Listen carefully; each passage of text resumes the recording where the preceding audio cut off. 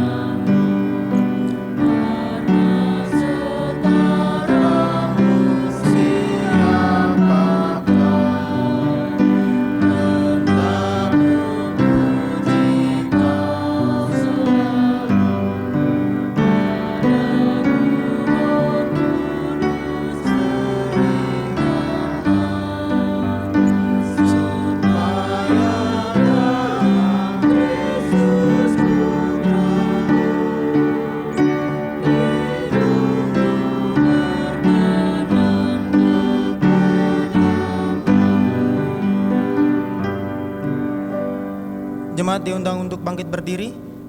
Kita akan habiskan ibadah kita pada pagi hari ini dengan mengatakan bahwa permulaan sampai akhir ibadah kita ini jadi kiranya dalam nama Bapa, Anak, dan Roh Kudus. Kasih karunia dan damai sejahtera dari Allah Bapa kita dan dari Tuhan kita Yesus Kristus menyertai kita sekalian. Amin.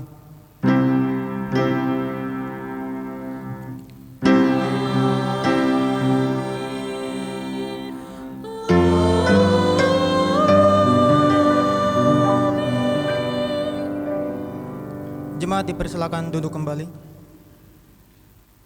Saudara-saudara jemaat, mendasari kebaktian kita hari ini, firman Tuhan mengatakan seperti yang tertulis di dalam Yesaya 32 pada ayatnya yang ke-17 yang berbunyi, di mana ada kebenaran, di situ akan tumbuh damai sejahtera, dan akibat kebenaran ialah ketenangan dan ketentraman untuk selama-lamanya. Amin. Bagimu Tuhan nyanyianku.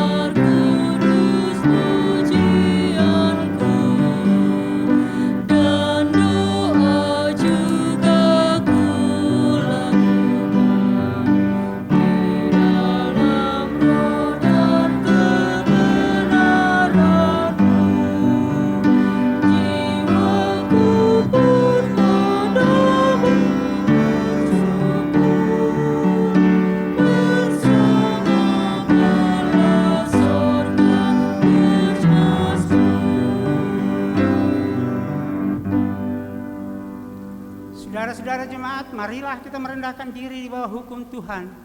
Menurut Matius 22 pada ayatnya yang ke-37 sampai ke-40 yang berbunyi sebagai berikut. Jawab Yesus kepadanya, kasihilah Tuhan Allahmu dengan segenap hatimu dan dengan segenap jiwamu dan dengan segenap akal budimu. Itulah hukum yang pertama dan itulah hukum yang terutama dan yang pertama. Dan hukum yang kedua yang sama dengan itu ialah kasihilah sesamamu manusia seperti dirimu sendiri. Pada kedua hukum inilah tergantung seluruh hukum Taurat dan kitab para nabi. Saudara-saudara, menurut tabiat kita yang lama, kita tidak dapat melaksanakan perintah-perintah itu dengan sempurna. Bahkan dalam banyak perkara kita tidak mampu mengucap syukur dengan benar kepada Allah yang hidup. Namun berdasarkan firman Tuhan yang terambil di dalam 1 Yohanes pada pasalnya yang pertama, pada ayat yang ke-8 sampai dengan yang ke-9 dia berbunyi, jika kita berkata bahwa kita tidak berdosa, maka kita menipu diri kita sendiri dan kebenaran tidak ada di dalam kita. Jika kita mengaku dosa kita, maka Ia adalah setia dan adil, sehingga Ia akan mengampuni segala dosa kita dan menyucikan kita dari segala kejahatan. Saudara-saudara, di atas janji Tuhan ini, marilah kita mengaku dosa-dosa kita dan mempersekutukan diri dalam kekudusan Tuhan. Marilah kita mengaku dosa-dosa kita secara pribadi.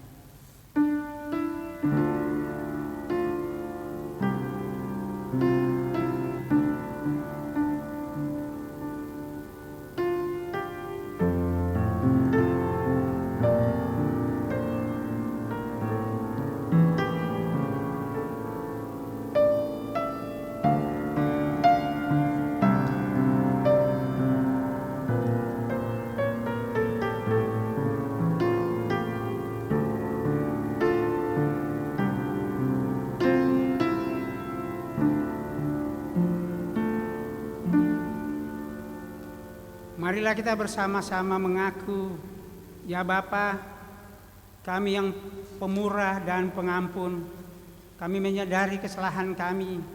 Kami mengakui segala dosa yang telah kami perbuat terhadap-Mu maupun terhadap sesama kami, baik di dalam pikiran kami, perkataan kami, bahkan perbuatan kami.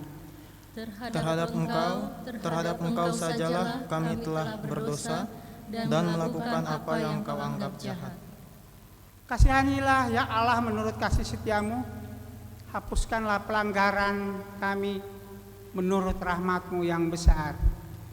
Kami mohon kemurahan dan pengampunan-Mu dalam nama Yesus Kristus Juru Selamat kami.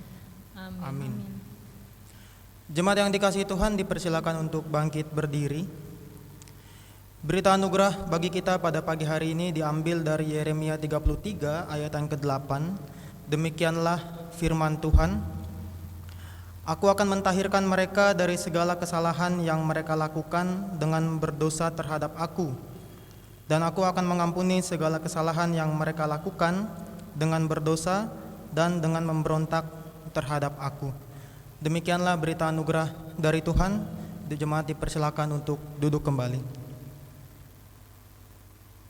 Orang yang diampuni Allah diberikan kehidupan yang baru, karena yang lama sudah berlalu, sehingga hidupnya sekarang harus berpadan dengan kebenaran Allah, dan inilah petunjuk hidup baru. Jika ya, hendaklah kamu katakan ya. Jika tidak, hendaklah kamu katakan tidak. Apa yang lebih daripada itu berasal dari si jahat. Matius 5 ayat yang ke-37. Kiranya Roh Kudus menolong kita mewujudkan kemuliaan Allah. Amin. Amin. Pakailah waktu anugerah Tuhan-Mu.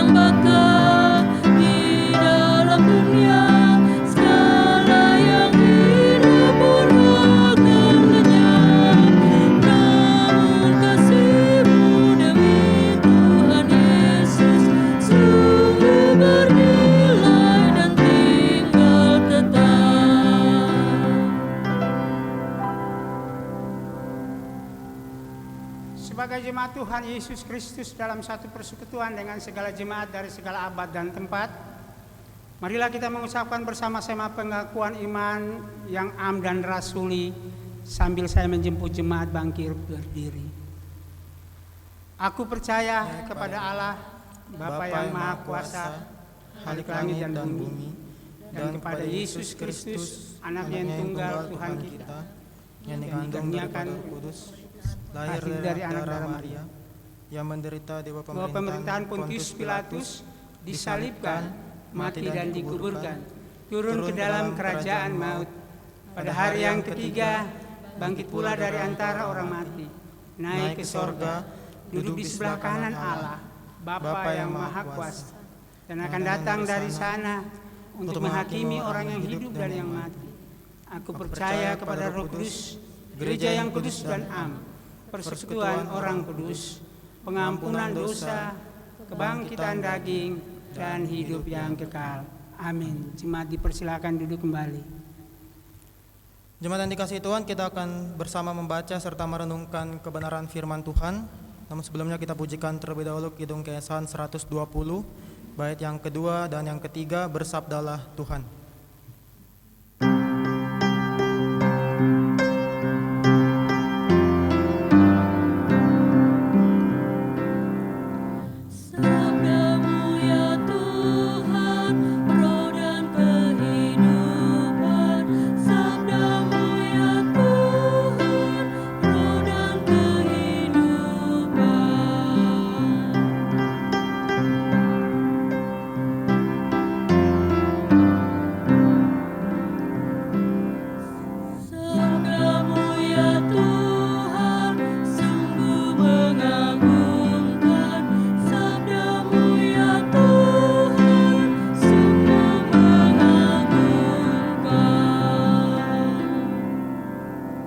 Mari kita berdoa. Ya Allah, tuntunlah kami melalui Roh Kudus-Mu, agar kami mampu memahami firman yang akan bersama kami gumulkan, tidak hanya di dalam pikiran kami, namun juga di dalam hati kami. Mampukanlah kami agar kami juga mau dan sanggup melakukannya dalam kehidupan kami sehari-hari. Dalam nama Tuhan Yesus Kristus kami berdoa, Tuhan menyertai saudara, Rohnya menyertai engkau. Amin.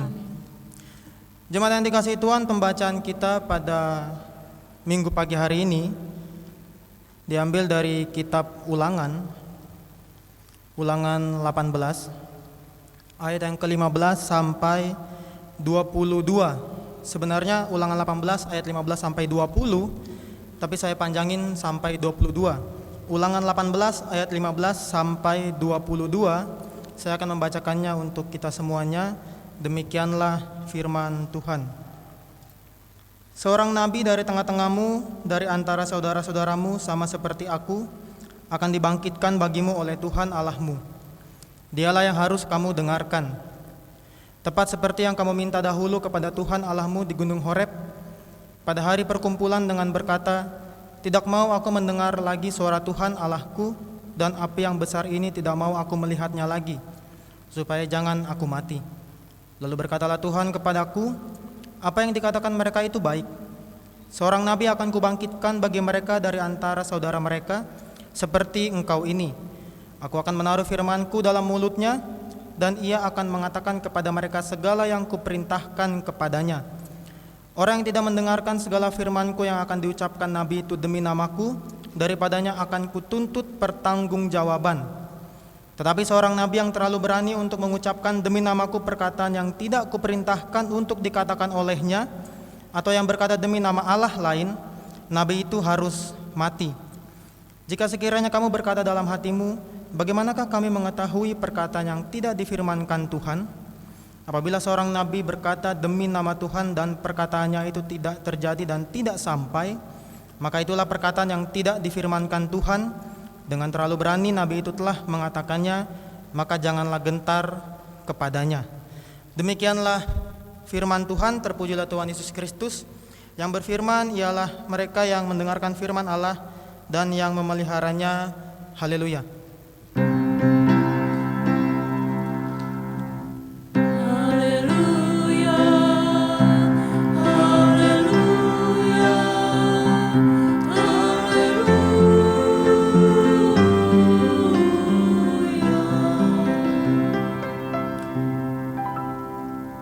Jemaat yang dikasihi Tuhan, ada sebuah kata bijak mengenai kebenaran. Bunyinya sebagai berikut. Kebenaran adalah sesuatu yang unik, tidak berawal dan tidak berakhir, serta tidak memiliki ruang dan waktu. Jadi ketika saya mempersiapkan khotbah pada pagi hari ini temanya adalah berani menyatakan kebenaran. Kebenaran kata orang bijak itu adalah sesuatu yang unik, tidak berawal dan tidak berakhir, serta tidak memiliki ruang dan waktu. Artinya kebenaran bersifat mutlak, tidak akan bisa diganggu gugat, bahkan tidak akan bisa dimakan oleh zaman dan waktu. Kebenaran itu bersifat pasti dan tidak akan bisa disingkirkan walaupun sudah beratus-ratus tahun kita menghidupi kebenaran itu.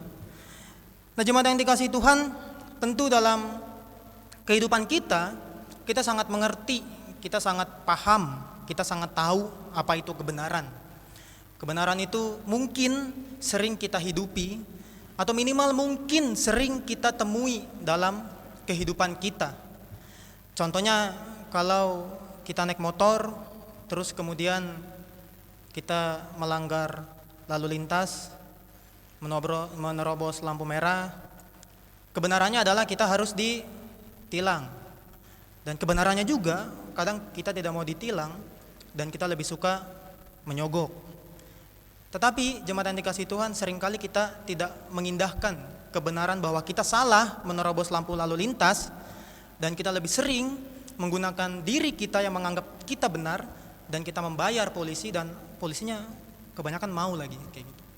Artinya kebenaran sudah sangat dekat dengan kehidupan kita, jemaat yang dikasihi Tuhan, dan kebenaran juga yang menjadi fokus dalam bacaan kita pada Minggu pagi hari ini. Dalam Ulangan 18 ayat 15 sampai yang ke-22. Jemaat yang dikasihi Tuhan, sebelum kita melihat kebenaran seperti apa yang tertuang dalam kitab Ulangan 18 ini, saya akan menjelaskan sedikit latar belakang teks kitab Ulangan. Kitab Ulangan itu ditulis oleh Musa. Kita semua kenal Musa. Musa adalah orang yang paling berjasa dan berperan bagi bangsa Israel, mengeluarkan mereka, menuntun mereka, membimbing mereka, tidak hanya keluar dari Mesir menuju tanah Kanaan, tetapi membimbing orang Israel untuk mengenal siapa yang harus mereka sembah, siapa yang harus mereka percaya, dan siapa yang harus mereka imani. Jadi kitab Ulangan ini, jemaat yang dikasihi Tuhan, ditulis oleh Musa. Kenapa ditulis oleh Musa? Apa isinya? Secara garis besar, kitab Ulangan isinya adalah pesan. Pesannya siapa? Pesannya Musa kepada bangsa Israel. Jadi sebelum bangsa Israel masuk ke tanah Kanaan, generasi yang pertama yang keluar dari tanah Mesir itu udah pada mati, generasi pertamanya itu. Lahirlah yang baru-baru, yang masih muda pada saat itu, yang mungkin sebaya saya, atau sebaya Mas Yoko, atau sebaya Pak Oni. Kayaknya Pak Oni masih muda juga kayaknya ya. Jadi itu udah generasi berikutnya, generasi kedua atau generasi ketiga dari bangsa Israel yang akan hendak masuk ke dalam tanah Kanaan. Tentu mereka yang pertama was-was, yang kedua takut, dan yang ketiga bingung. Kenapa bingung? Karena Musa yang selama ini menuntun mereka dari Mesir sampai di gerbang tanah Kanaan, ternyata mendapati kenyataan Musa tidak diizinkan Allah masuk ke tanah Kanaan. Ini yang menjadi persoalan bagi bangsa Israel yang masih muda-muda itu. Mereka bingung, siapa yang akan memimpin saya? Siapa yang akan memperkenalkan Allah kepada saya? Siapa yang akan menjadikan Allah jembatan bagi saya? Karena sebelumnya Musa yang menjadi jembatan, Musa yang menjadi pemimpin, Musa yang menjadi pegangan bangsa Israel untuk menghadapi segala perjalanan dan pencobaan yang mereka alami dari Mesir sampai Kanaan. Dan ketakutan-ketakutan inilah, jemaat yang dikasihi Tuhan, tertuang secara khusus di ayat Ulangan 18 ayat 15 sampai yang ke-22. Ada 3 hal penting yang Musa katakan sebagai pesan kepada bangsa Israel yang akan masuk ke tanah Kanaan. Yang pertama, Musa memberikan sebuah ketenangan kepada bangsa Israel terhadap ketakutan bangsa Israel untuk membutuhkan sosok pemimpin bagi mereka.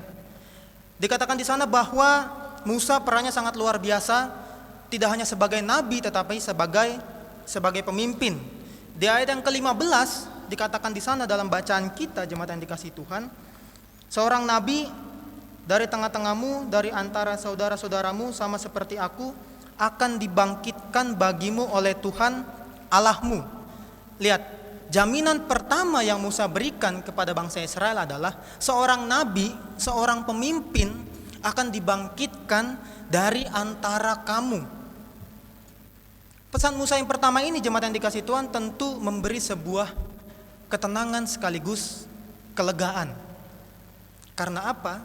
Karena ketakutan bangsa Israel terhadap tidak adanya sosok pengganti Musa ternyata dijawab oleh Allah. Allah peka, Allah tahu kebutuhan bangsa Israel, sehingga bangsa Israel sehingga Allah menghadirkan sosok pemimpin, sosok nabi yang akan memimpin bangsa Israel, dan diambil dari antara orang Israel itu sendiri. Artinya sangat dekat. Orang yang akan menjadi pemimpin mereka itu akan sangat dekat dengan mereka. Mereka tahu orangnya siapa, mereka tahu karakternya siapa, dan mereka tenang karena Allah menjaminkan hal itu melalui pesan yang Musa berikan kepada mereka. Hal itu ditegaskan jemaat yang dikasihi Tuhan dalam ayat 18. Dikatakan di sana, seorang nabi akan kubangkitkan bagi mereka dari antara saudara mereka seperti engkau ini. Aku akan menaruh firmanku dalam mulutnya, dan ia akan mengatakan kepada mereka segala yang kuperintahkan kepadanya. Tidak hanya sosok pemimpin, tetapi juga sosok nabi, sosok yang akan membimbing mereka tidak hanya secara fisik, tetapi secara iman rohani. Dikatakan di sana bahwa seperti engkau ini, aku akan menaruh firmanku dalam mulutnya. Artinya nabi yang akan diangkat oleh Allah ini, jemaat yang dikasihi Tuhan, yang dikatakan oleh dia, yang disampaikan oleh dia, yang diperintahkan oleh dia, itu adalah berasal dari firman yang diberikan Allah langsung kepada orang yang akan menggantikan Musa. Artinya apa? Artinya dua hal keresahan bangsa Israel, kebutuhan akan pemimpin dan kebutuhan akan pemimpin rohani atau pengembang rohani, itu dijawab oleh Allah dengan nabi yang akan dipilih. Dia akan memberkati mulut bibirnya, dan apa yang diucapkan oleh nabi itu adalah firman yang berasal dari Allah. Itu yang pertama, jemaat yang dikasihi Tuhan. Lalu yang kedua, keresahan bangsa Israel adalah ketika masuk ke tanah Kanaan, mereka harus menghadapi bangsa atau orang-orang Kanaan.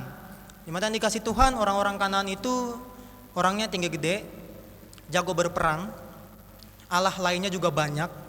Dan yang paling penting di tanah Kanaan pada saat itu adalah sangat maraknya praktek petenung dan peramal.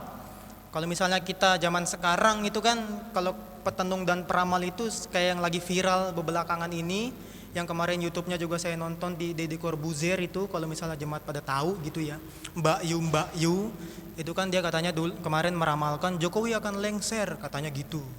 Nah, zaman sekarang aja yang udah modern ada kayak gitu peramal dan petenung, apalagi zaman bangsa Israel. Dan keresahan bangsa Israel inilah, jemaat yang dikasihi Tuhan, yang kemudian berusaha dijawab oleh Musa. Musa tahu kondisi bangsa Kanaan dengan petenung dan peramal yang luar biasa meyakinkan, yang luar biasa praktek perdukunannya, yang luar biasa bisa mewujud nyatakan apa yang mereka ucapkan dalam sekejap mata. Nah, di sini yang menjadi penting, jemaat yang dikasihi Tuhan, bagi bangsa Israel. Tentu untuk menghadapi petenung dan peramal tidak hanya dibutuhkan komitmen diri untuk tidak mendengarkan petenung dan peramal yang mungkin akan mereka temui ketika mereka masuk ke tanah Kanaan. Tetapi harus ada orang atau sosok yang bisa mengingatkan bangsa Israel bahwa satu-satunya yang harus mereka dengarkan adalah Allah dan firman-Nya, dan itulah fungsi nabi yang sudah dipilih oleh Allah, yang diambil dari antara mereka. Jadi yang kedua, jemaat yang dikasihi Tuhan, bangsa Israel panik, takut terhadap bagaimana menghadapi petenung dan peramal. Musa kembali memberikan pesannya kepada mereka dengan mengatakan bahwa ada seorang nabi dan dialah salah satunya yang harus engkau dengarkan. Secara spesifik di ayat yang ke-19 dikatakan di sana, orang yang tidak mendengar segala firmanku yang akan diucapkan oleh nabi itu demi namaku, daripadanya akan kutuntut pertanggungjawaban. Ini artinya sebuah tanggung jawab. Ini artinya sebuah komitmen jemaat yang dikasihi Tuhan. Ketika seorang nabi, kebutuhan seorang nabi dijawab oleh Allah dengan menghadirkan nabi, lantas jika bangsa Israel masih mendengarkan petenung dan peramal, bahkan percaya kepadanya, kepada mereka yang adalah petenung dan peramal, maka akan dituntut pertanggungjawaban. Jadi dari sini jemaat yang dikasihi Tuhan, kita bisa tahu bahwa kebutuhan dan ketakutan bangsa Israel terhadap bagaimana menghadapi petenung dan peramal di tanah Kanaan itu bisa terjawab oleh apa? Oleh hadirnya sosok nabi yang akan membantu mereka, yang akan mengarahkan mereka kepada jalan yang lebih baik dan bagaimana caranya mereka fokus kepada firman yang Allah sampaikan melalui nabi yang dipilih oleh Allah melalui bangsa Israel. Dan yang ketiga jemaat yang dikasihi Tuhan, bangsa Israel membutuhkan wali. Wali ini mungkin yang agak sedikit membingungkan, tetapi di teks ini jelas sekali ada begitu ya. Wali ini adalah orang yang dituakan oleh bangsa Israel. Bangsa Israel jemaat yang dikasihi Tuhan, dalam struktur masyarakat adatnya mereka memiliki tua-tua. Tua-tua adalah orang yang akan mereka dengarkan pendapatnya. Dan bagaimana caranya merangkum keputusan dari tua-tua ini? Dibutuhkan sosok pemimpin di sana. Dibutuhkan seorang yang memiliki karakter yang luar biasa di sana, yang bisa menyimpulkan segala apa yang didiskusikan oleh bangsa Israel melalui tua-tua itu. Dan untuk itulah Musa lebih meyakinkan bangsa Israel bahwa akan ada wali juga bagi kamu. Dan itu dijelaskan di ayat yang ke-16. Tepat seperti yang kamu minta dahulu kepada Tuhan Allahmu di Gunung Horeb pada hari perkumpulan dengan berkata, tidak mau aku mendengar lagi suara Tuhan Allahku, dan api yang besar ini tidak mau aku melihatnya lagi, supaya jangan aku mati. Wali di sini jemaat yang dikasihi Tuhan adalah orang yang tidak hanya menyimpulkan saja apa yang harus didiskusikan atau keputusan yang akan diambil oleh bangsa Israel, tetapi wali di sini adalah yang menjadi jembatan antara siapa? Antara bangsa Israel dengan kebijakan Allah. Mereka menyadari secara fisik, secara manusiawi bahwa bangsa Israel adalah orang berdosa, bangsa berdosa. Mereka menyadari ketidaklayakannya berhadapan face to face dengan Allah, maka mereka membutuhkan wali.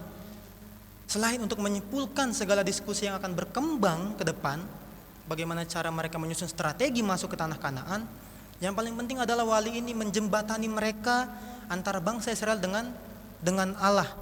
Bagaimana bangsa Israel bisa mengetahui apa yang Allah kehendaki, bagaimana bangsa Israel bisa mengerti apa yang difirmankan oleh Allah, dan bagaimana bangsa Israel bisa memahami serta melakukan apa yang Allah kehendaki bagi bangsa Israel, jemaat yang dikasihi Tuhan. Jadi dari tiga hal ini jemaat yang dikasihi Tuhan membutuhkan sosok pemimpin, membutuhkan bagaimana caranya menghadapi petenung dan peramal, membutuhkan seorang wali yang menjadi jembatan penerjemah diskusi mereka baik sebagai bangsa maupun sebagai jembatan antara Allah dengan mereka. Masuk pada satu hal terakhir dan yang paling penting dalam bacaan kita pada pagi hari ini, yaitu tentang kebenaran. Jemaat yang dikasihi Tuhan, dalam bacaan kita pada pagi hari ini, kebenaran adalah sebuah hal yang mutlak harus kita pahami dalam perikop kita, dan itu dijelaskan dalam ayat yang ke-21 sampai yang ke-22. Dikatakan di sana, bangsa Israel bertanya, bagaimanakah kami mengetahui perkataan yang tidak difirmankan Tuhan? Sangat kritis jemaat yang dikasihi Tuhan, bangsa Israel itu kritis. Ketika Musa mengatakan akan ada nabi dari antara kamu, lantas bangsa Israel bertanya gitu, bagaimana caranya kami tahu bahwa orang itu mengatakan apa yang Allah mau katakan kepada kami? Bagaimana caranya kami tahu bahwa apa yang dia katakan adalah benar berasal dari Allah? Bagaimana caranya kita tahu bahwa apa yang diperintahkan oleh Allah bagi kami itu berasal dari Allah? Tentu pertanyaan kritis yang cukup menarik, karena kita tahu bahwa bangsa Israel itu kan bangsa yang terkenalnya itu tegar tengkuk, terkenalnya itu bebal, terkenalnya itu tidak mau mendengarkan dengan secara seutuhnya gitu. Tetapi kemudian dalam bacaan kita pada pagi hari ini, bangsa Israel secara kritis bertanya, bagaimana caranya kami tahu? Apa kriterianya? Apa hal-hal pentingnya? Apa nih batasan-batasannya, bahwa dia mengatakan apa yang Allah katakan dan apa batasannya dia mengatakan tidak, yang tidak Allah katakan. Dan jawabannya ada di ayat yang ke-22, dikatakan di sana, apabila seorang nabi berkata demi nama Tuhan dan perkataannya tidak terjadi dan tidak sampai. Saya ulang sekali lagi, apabila seorang nabi berkata demi nama Tuhan dan perkataannya tidak terjadi dan tidak sampai, maka itulah perkataan yang tidak difirmankan Tuhan. Dengan terlalu berani nabi itu mengatakannya, maka janganlah gentar kepadanya. Jadi kriteria yang diminta bangsa Israel, jemaat yang dikasihi Tuhan, dijawab oleh Musa dengan mengatakan bahwa perkataan yang itu berasal dari Tuhan adalah ketika yang disampaikan itu terjadi, atau kalau tidak terjadi minimal bisa sampai kepada umat dan dipahami. Itu yang menjadi penting. Mungkin kalau terjadi bisa aja terjadinya besok begitu ya. Tetapi yang paling penting selainnya itu adalah bagaimana perkataan itu sampai ke umat, ke bangsa Israel. Artinya apa? Ada dua kriteria. Kriteria yang pertama adalah jika perkataannya terjadi. Kalau misalnya perkataannya tidak terjadi hari itu, maka lihat perkataannya itu sampai tidak ke bangsa Israel, mudah dipahami tidak, itu adalah berasal dari Allah atau tidak, bisa dilakukan atau tidak, apakah dia harus melakukan sesuatu untuk melakukan firman yang diperkatakan Nabi itu. Jadi artinya jemaat yang dikasihi Tuhan, dua hal ini menjadi penting dalam sebuah kebenaran. Seorang Nabi akan mengatakan kebenaran jika dua hal ini tersampaikan kepada umat. Jika dua hal ini bisa sampai, bisa dipahami, bisa dilakukan oleh umat, dan secara khusus pada saat itu adalah umat Israel. Jemaat yang dikasihi Tuhan, tentu dari sini kita bisa paham bahwa ya tugas Nabi adalah menyampaikan kebenaran. Ya tugas Nabi adalah menyampaikan apa yang benar berdasarkan firman Allah. Dan kita juga tahu bahwa ya tugas Nabi adalah mengembangkan iman percaya umat yang dipimpinnya. Nah pertanyaannya untuk kita zaman sekarang adalah, apakah ada nih zaman sekarang Nabi? Apakah ada zaman sekarang sosok yang bisa kita kategorikan sebagai Nabi? Saya ketika melontarkan pertanyaan ini atau memunculkan pertanyaan ini, saya berdiskusi dengan beberapa orang dan sampai pada kesimpulan bahwa ya Nabi zaman sekarang itu bisa disamakan begitu ya dengan pendeta, dengan majelis jemaat, dan dengan pengurus komisi. Jadi kalau kayak saya ini vikaris kan saya, jadi saya belum termasuk bagian dari Nabi, karena saya bukan pendeta, saya bukan majelis, dan saya bukan pengurus komisi. Demikian jauh diskusi saya dengan beberapa orang dan sampai pada kesimpulan bahwa representasi Nabi untuk kehidupan kita zaman sekarang itu adalah 3 orang ini atau 3 jenis ini gitu ya. Pendeta, majelis jemaat, dan pengurus komisi. Lantas dari 3 hal ini juga kita bisa langsung mencari, apalagi di GKO Tangerang kan kita tahu gembala sidangnya siapa, kita tahu ketua majelisnya siapa, majelisnya siapa, kita tahu setiap pengurus komisi yang ada di lingkungan GKO Tangerang.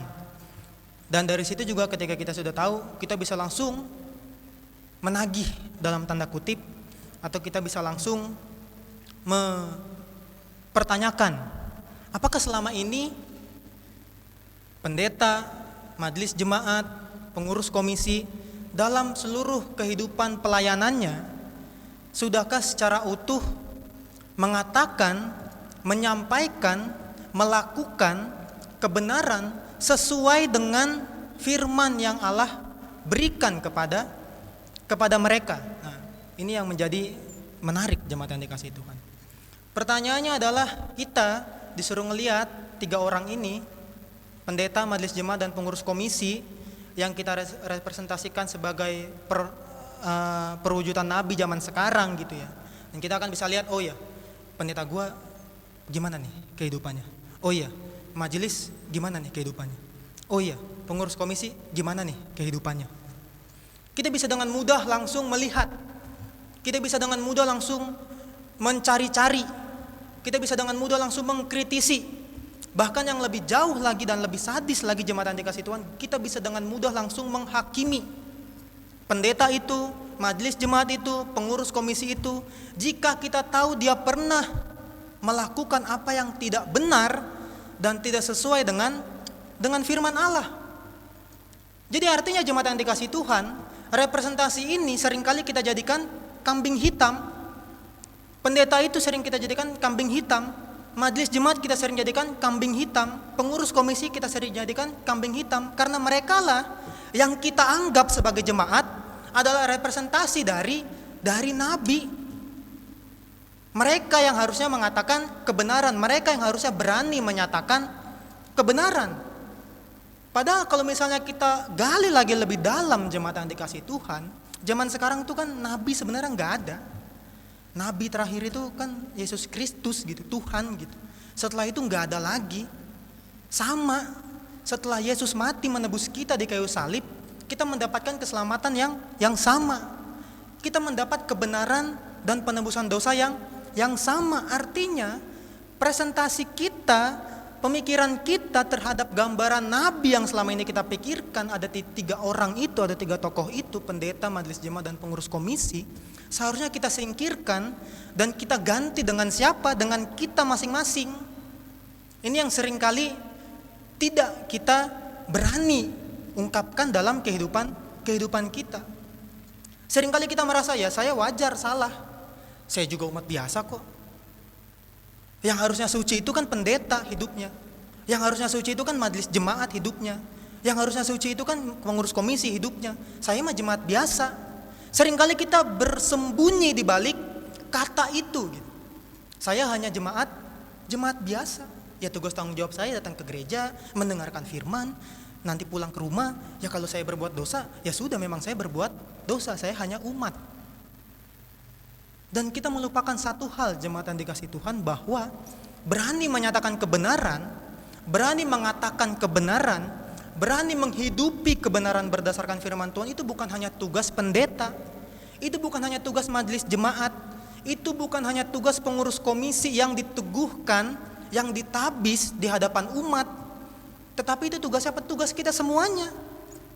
Kenapa tugas kita semuanya? Karena kita sudah sama levelnya, ditebus oleh Allah melalui Yesus di kayu salib. Kita dibenarkan dari segala dosa-dosa kita yang selama ini kita anggap kita itu lebih buruk atau lebih jelek dari pendeta, majelis dan pengurus komisi. Seringkali kita merasa, ya sebagai umat, ya apa sih yang diharapkan umat? Sebagai umat, ya apa sih yang bisa dilakukan umat? Tentu pendeta lebih suci lah hidupnya, tentu majelis lebih suci lah hidupnya, tentu pengurus komisi lebih suci lah hidupnya, karena mereka mau mengurus, karena mereka mau melayani, karena mereka mau mengambil tanggung jawab sebagai umat, sebagai pemimpin, sebagai orang yang mengatur. Sampai kita lupa gitu, bahwa tugas tanggung jawab menyatakan kebenaran itu bukan hanya tugas mereka yang kita kategorikan sebagai tempat kita bersembunyi dalam kehidupan kita, tapi menyatakan kebenaran adalah tugas kita. Semua kita yang sudah ditebus, semua kita yang sudah diselamatkan oleh Allah melalui Yesus Kristus, jemaat yang dikasihi Tuhan. Dan seringkali kita merasa bahwa yang kita pikirkan itu benar. Bahkan sampai selebih jauh lagi adalah kita bisa mendewakan seseorang karena kita merasa perkataan yang disampaikan itu adalah benar, padahal belum tentu benar. Artinya jemaat yang dikasihi Tuhan, marilah kita merubah konsep berpikir gitu. Saya yakin jemaat dan saya tentu sudah bisa memahami bahwa tugas menyuarakan suara kenabian berdasarkan kebenaran dari firman Tuhan itu bukan hanya tugas dari pendeta, majelis jemaat dan pengurus komisi. Beberapa jemaat di sini sudah ikut kelas pemuritan. Saya akan percaya niatan mereka ikut kelas pemuritan adalah untuk juga memberitakan firman, mencari jiwa-jiwa. Dan setiap orang-orang yang mungkin tidak terlibat dalam pengurus komisi sebagai majelis atau sebagai pendeta gitu, mungkin dia bisa melakukan hal-hal yang lain untuk menyatakan kebenaran dalam kehidupannya. Bisa lewat perkataannya di rumah tangganya misalnya, di tengah-tengah masyarakat, di tengah pekerjaannya, atau dia bisa menghidupi kebenaran itu dalam kehidupannya dimanapun dia berada. Dan seringkali kita merasa bahwa itu adalah tugas tugas mereka yang memang layak atau bekerja atau meluangkan waktunya di ranah pelayanan itu. Jadi jemaat yang dikasihi Tuhan, berani menyatakan kebenaran sekali lagi bukan hanya tugas segelintir dari siapa yang kita anggap layak atau merepresentasikan seorang nabi dalam kehidupan kita.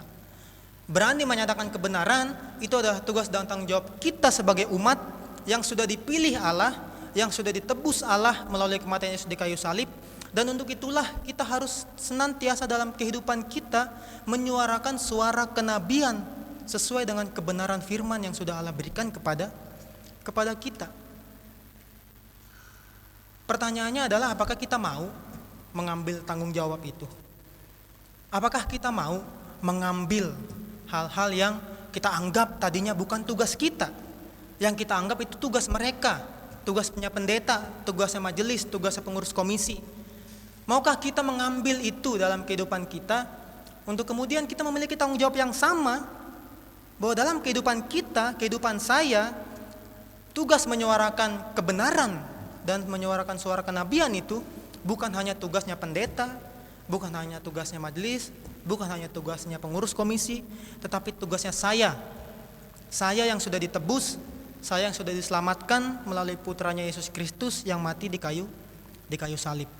Jadi jemaat yang dikasihi Tuhan, berani menyatakan kebenaran untuk ukuran kita zaman sekarang itu bukan lagi hanya direpresentasikan atau dilakukan hanya segelintir orang yang kita anggap benar, tetapi tugas berani menyatakan kebenaran itu adalah tugas kita, setiap kita yang benar-benar sudah menerima keselamatan, yang sudah menerima penebusan dosa dari Allah Bapa melalui Yesus Kristus.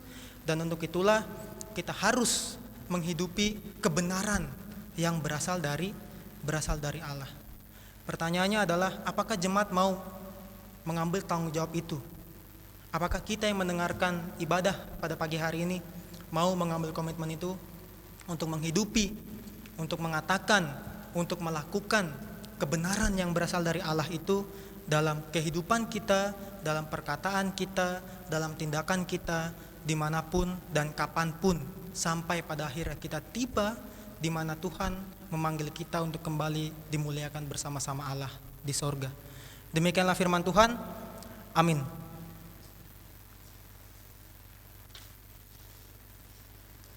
Kita merespon kebenaran firman Tuhan dari Kidung Kesan 561 bait yang pertama, Tuhan tolonglah bangunkan iman.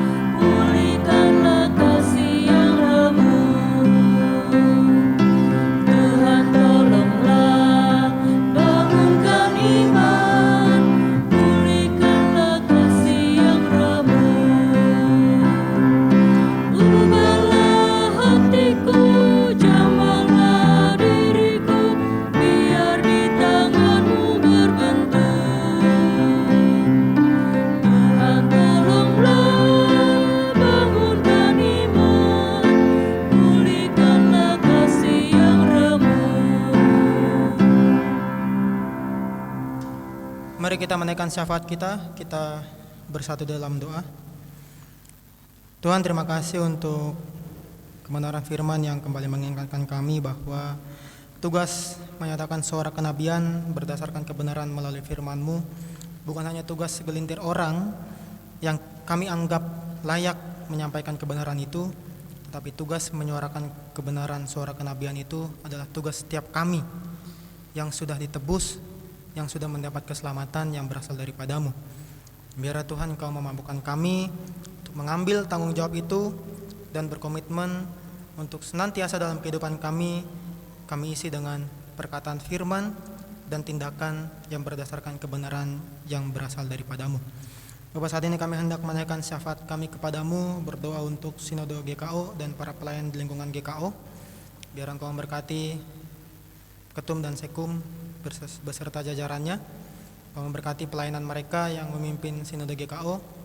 Biarlah mereka Engkau pakai sebagai perpanjangan tangan-Mu untuk senantiasa menghadirkan Shalom di tengah-tengah sinode GKO, dan biarlah mereka juga Engkau pakai untuk semakin memperluas kebenaran firman-Mu di tengah-tengah kehidupan bangsa Indonesia di tempat ini. Juga berdoa untuk pandemi COVID-19, biar Tuhan vaksin sudah ditemukan, masih dalam tahap uji coba dan lain sebagainya, dan biar Tuhan vaksin ini juga bisa menjadi imun bagi kami untuk kami hidup dalam tengah virus COVID-19 ini. Tuhan, biarlah pemerintah yang bekerja untuk menemukan dan menghadirkan vaksin bagi kami, biarlah mereka bisa bekerja semaksimal mungkin sehingga akhirnya vaksin bisa dirasakan oleh seluruh rakyat Indonesia. Kami berdoa untuk setiap komisi di lingkungan GKO Tangerang, BPPJ dan Koster. Engkau memberkati kehidupan mereka Tuhan, pekerjaan, pelayanan mereka, dan setiap pergumulan dan harapan yang mungkin sedang mereka nantikan dalam kehidupannya. Biar Engkau yang senantiasa memberkati pengurus komisi yang sudah merelakan diri, waktu, tenaga, pikiran, dan semuanya Tuhan untuk menjadi pengurus komisi di lingkungan GKO Tangerang. Biar Engkau memberkati, dan biarlah pelayanan mereka tidak hanya untuk diri mereka sendiri, tetapi untuk kemuliaan nama-Mu saja. Kami berdoa untuk majelis jemaat, Kau memberkati pelayanan mereka. Mereka sudah meluangkan waktu, mereka sudah bersedia menjadi pelayan-Mu di gereja ini, dan biarlah Engkau memberkati mereka dalam kehidupan mereka, pekerjaan mereka, keluarga mereka, anak-anak mereka. Biarlah Engkau memberkati Tuhan setiap perjalanan kehidupan mereka, pergumulan, harapan, dan apapun yang sedang mereka rencanakan. Biarlah Engkau yang senantiasa menjawab, mendengar, dan menyertai seluruh perjalanan kehidupan majelis jemaat GKO Tangerang. Kami juga berdoa bagi jemaat yang senantiasa menantikan pendamping hidup Tuhan yang sepadan, yang berasal daripada-Mu. Kau menghadirkan Hawa sebagai pendamping, Kau menghadirkan Adam sebagai pendamping Hawa, dan biarlah Tuhan bagi jemaat yang mungkin sangat merindukan sosok pendamping hidup yang sepadan, biar Engkau yang senantiasa menghadirkan, mendengar, menghadirkan pendamping yang sepadan bagi mereka, dan biar mereka bisa menikmati berkat-berkat sebagai sebuah keluarga yang dipersatukan dalam nama Kristus Yesus. Kami juga berdoa bagi setiap jemaat yang masih mencari pekerjaan. Kau berkati Tuhan mereka dalam usaha mereka mencari pekerjaan. Biarlah setiap usaha yang mereka lakukan di tengah pandemi ini Tuhan, mungkin semakin hari semakin susah, mungkin semakin hari semakin sedikit lowongan pekerjaan bagi mereka. Tapi ketika mereka senantiasa terus meminta, berharap kepada-Mu, biarlah Engkau yang akhirnya memberikan pekerjaan yang sesuai dengan apa yang sudah mereka pelajari, baik di bangku SMA, SMK maupun di bangku perkuliahan. Kami berdoa untuk juga bagi para duda, janda, dan lansia. Engkau memberkati kehidupan mereka di tengah kesendirian mereka Tuhan. Engkau yang senantiasa menyertai dan melengkapi perjalanan kehidupan mereka, secara khusus orang tua kami para lansia. Sudah sedemikian jauh Tuhan mereka hidup menjadi contoh dan teladan yang baik bagi jemaat-Mu di GKO Tangerang ini. Biar Engkau yang memberkati setiap kehidupan orang tua kami para lansia Tuhan. Biar mereka bisa senantiasa menikmati berkat-berkat kemurahan yang berasal daripada-Mu. Kami berdoa untuk jemaat yang senantiasa bergumul dan berharap di tengah kelemahan fisiknya untuk menjadi sembuh. Kami berdoa untuk Pak Thomas Supratno, Saudari Filistiani Silitonga, Bapak Poltak Tambunan, Bapak Penatua Taat Ujianto, Bapak Pendeta Rismas, dan juga Bapak Pendeta Firdaus Kiding dan Ibu Ferinandus. Biar Engkau memberkati Tuhan setiap anggota jemaat dan para penatua dan pendeta yang sedang mengalami kelemahan fisik. Engkau yang senantiasa mendengar harapan mereka untuk menjadi sembuh. Engkau yang senantiasa melihat usaha mereka untuk menjadi sembuh. Engkau memberkati setiap makanan minuman, Engkau memberkati obat-obatan, Engkau memberkati rumah sakit, semuanya Tuhan yang Engkau yang bisa mereka lakukan untuk menjadi sembuh. Biar itu semuanya bisa menjadi perpanjangan tangan daripada-Mu untuk mendatangkan kesembuhan bagi mereka. Secara khusus Pak Penatua Taat dan Pak Pendeta Rismas Tuhan Engkau berkati mereka dalam kondisi kelemahannya. Pak Taat yang semakin hari semakin lemah Tuhan, kami berdoa kepada-Mu. Kami akan percaya tidak ada mustahil bagi-Mu. Kau yang hadir melalui keluarga yang senantiasa memberikan kasih sayang serta harapan, setiap rekan majelis dan jemaat GKO Tangerang yang terus senantiasa mendoakan, biar Tuhan itu semuanya bisa mendatangkan kesembuhan. Dan kami akan percaya Pak Taat, pada akhirnya bisa mendapat kesembuhan yang berasal daripadamu. Kami juga berdoa untuk ketiga keluarga kekasih dalam minggu ini. Berdoa untuk keluarga Bapak Johannes Latumahina dengan istri Ibu Yulia Simanjuntak dan anak Margaret Elsamni Patricia. Kami berdoa Tuhan bagi keluarga Bapak Johannes Latumahina.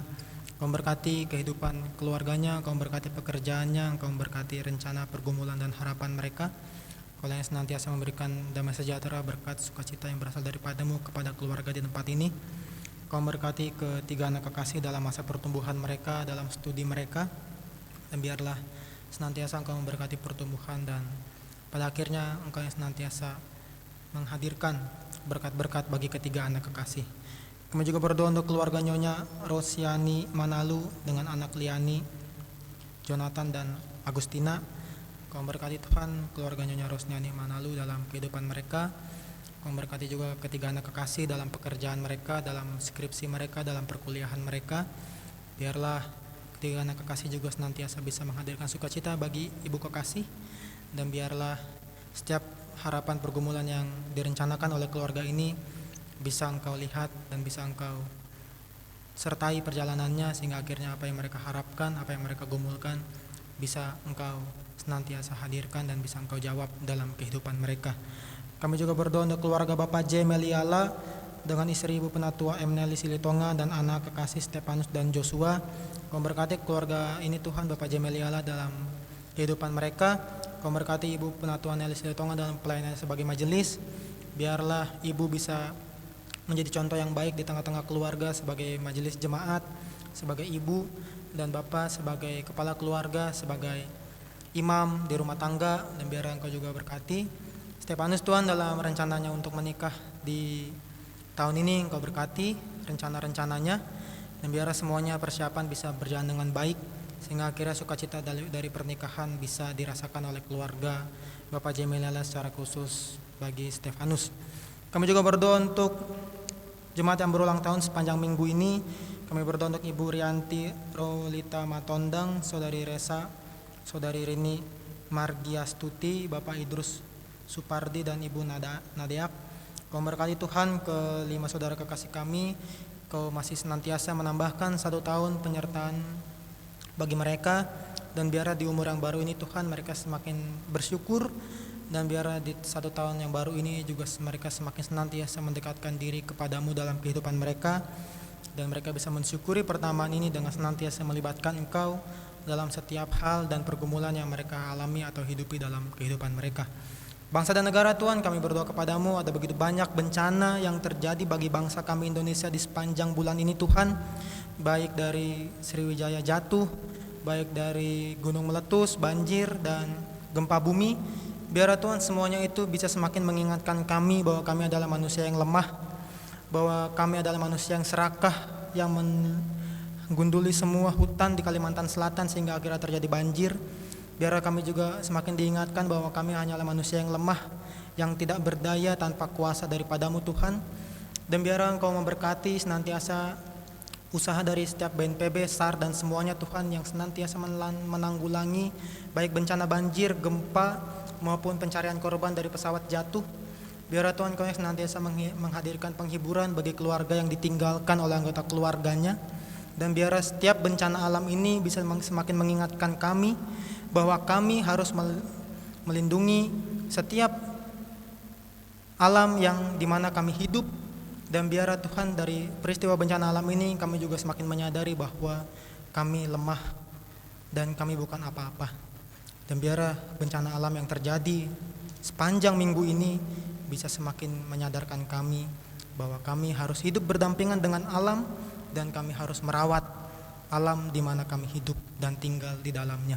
Demikianlah Tuhan seluruh doa syafaat kami kepadamu, dalam nama Tuhan Yesus Kristus yang adalah juru selamat kami yang hidup, yang sudah bersama-sama mengajar kami berdoa.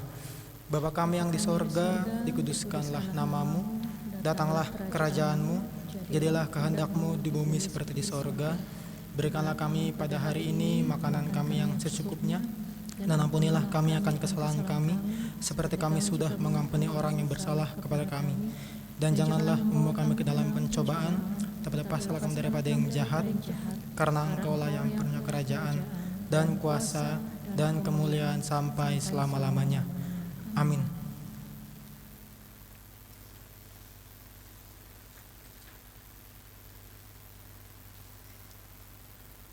Saudara-saudara jemaat, marilah kita mengucap syukur kepada Tuhan dengan persembahan kita, sambil mengingat akan kata firman Tuhan yang terambil dari Imamat 19 pada ayatnya yang kelima yang berbunyi, apabila kamu mempersembahkan kurban keselamatan kepada Tuhan, kamu harus mempersembahkannya sedemikian hingga Tuhan berkenan akan kamu.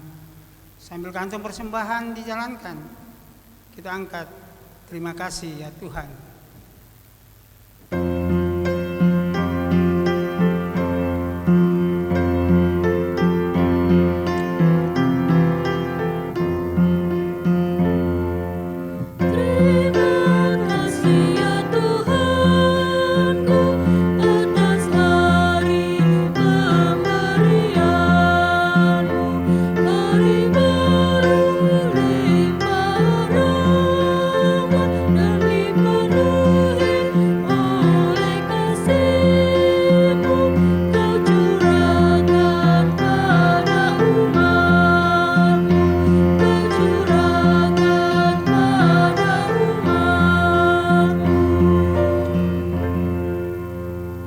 Saudara jemaat, saya menyambut kita bangkit berdiri dan kita menyerahkan persembahan ini di dalam doa yang kita ucapkan bersama-sama.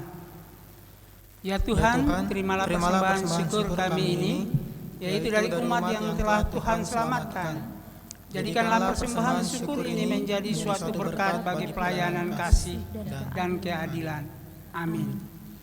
Jemaat tetap berdiri. Jemaat yang dikasihi Tuhan, kita akan mengakhiri ibadah kita pada pagi hari ini. Namun sebelumnya kita pujikan terlebih dahulu Kidung Kesan 549 bait yang pertama, berkumandang suara dari seberang.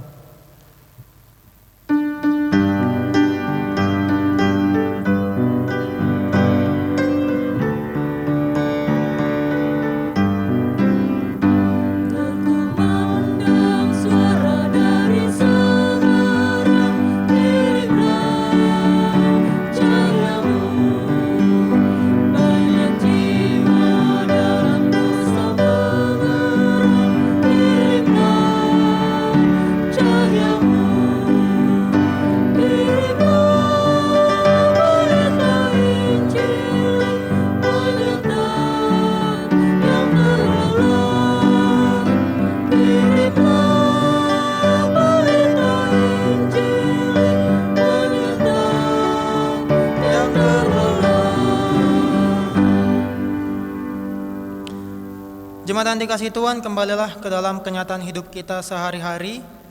Taatilah firman Tuhan, nyatakanlah kasih Tuhan Yesus Kristus bagi sesama insan, dan kita arahkan hati kita kepada Tuhan dan kita terima berkat yang berasal daripada Tuhan. Damai sejahtera Allah yang melampaui segala akal akan memelihara hati dan pikiran kita dalam Kristus Yesus, dalam persekutuan kita dengan Roh Kudus, mulai dari saat ini sampai selama-lamanya. Amin.